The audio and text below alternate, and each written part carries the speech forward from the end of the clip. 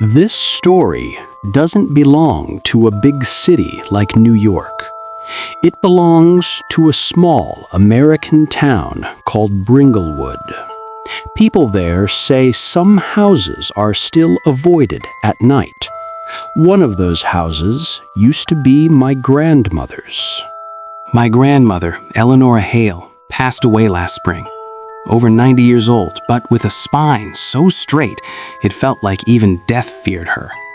When she was dying, she called my mother close and said only 3 things. Don't open the wardrobe, throw the key into the river, and never let anyone step inside the house. But my mother never threw the key away. She kept it tied inside her purse. When I, Ethan Hale, a graduate student, returned home for summer break, she pressed that key into my hand. Ethan, your grandmother's last will is locked inside her old wardrobe. I'm too afraid to open it. Go, just for one day. I laughed. Mom, it's 2025. Ghost stories don't work on me. But the fear on her face, I had never seen anything like it. It took me 3 hours to reach Brindlewood. The town looked the same, but my grandmother's house had a lock on the gate. The walls were scratched, like something had clawed at them.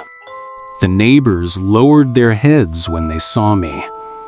An old man whispered, "Son, leave before night falls. That house isn't empty anymore." I ignored him and opened the lock.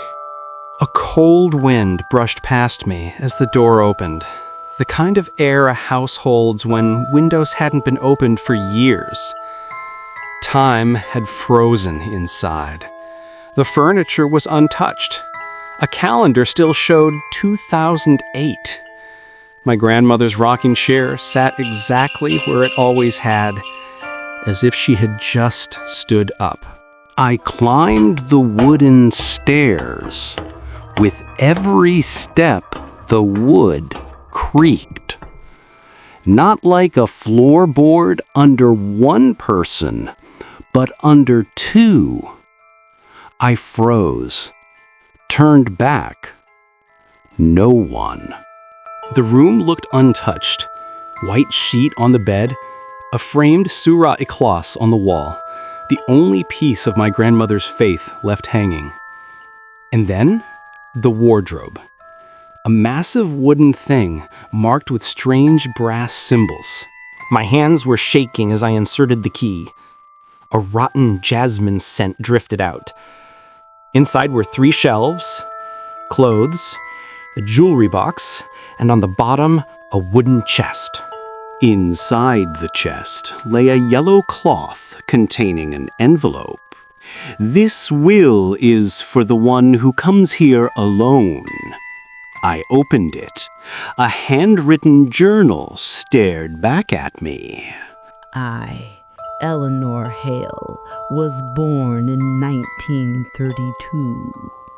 My mother told me our family is bound to something not human, something that lives inside this wardrobe. It takes one from every generation. I held it back for 67 years, but my strength is gone.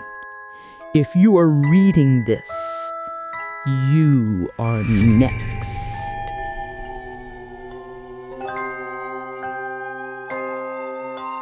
The lights flickered and went out. I felt breath on the back of my neck, spun around. Nothing.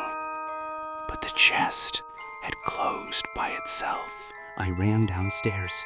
As soon as I reached the door, it slammed shut. A lock clicked from the outside. No network, no signal, no escape. Moonlight spilled into the room. The wardrobe was open, glowing red. The shelves were gone. Only a deep tunnel remained. And in front of it stood a woman in white. Her hair touched the floor. She slowly Ethan, it's your turn. She grabbed my hand. Her touch was ice. The wardrobe never closes, Ethan. Once it opens, it stays open. You come in, I go out. The next moment, I felt myself falling into a deep, black tunnel. Falling endlessly. When I came to, I was inside the wardrobe. Outside, someone was closing the door. I screamed, "Let me out!" But then, I heard my own voice, whispering back, "Be silent. It's my turn to go out now." Now I am here inside the wardrobe. I cannot tell night from day. The last time the door opened, I peered outside. A boy was standing there, holding the key, and on his face, the same fear I once felt.